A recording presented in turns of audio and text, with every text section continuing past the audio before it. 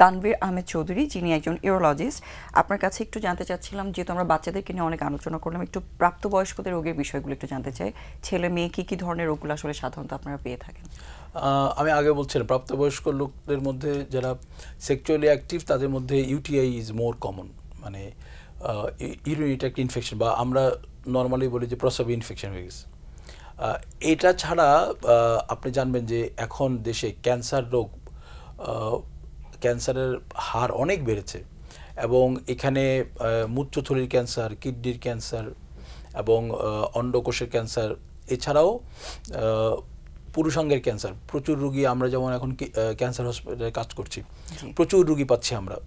এবং মহিলাদের ক্ষেত্রে যেটা হয় যে এই মূত্রথলির বা কিডনি ক্যান্সারের রুগী পাচ্ছি আমরা অনেক।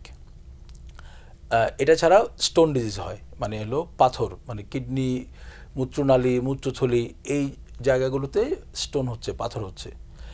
বেসিক্যালি এই তিন মানে প্রাপ্তবয়স্কদের মধ্যে পুরুষ এবং মহিলা, এদের মধ্যে মহিলাদের ক্ষেত্রে ইউটিআইয়ের ইয়াটা বেশি, হারটা বেশি পুরুষের চাইতে, কিন্তু পাথর এবং ক্যান্সার দুটেই পুরুষ মানুষই বেশি হয়। তাতে মহিলাদেরও পাথর এবং ক্যান্সার হয়। এই রোগগুলোই সাধারণত মধ্যবয়স্ক যেই মানে এজ গ্রুপটা আছে, বোথ মেল অ্যান্ড ফিমেল, পুরুষ এবং মহিলা দুই গ্রুপেই আমরা পেয়ে থাকি।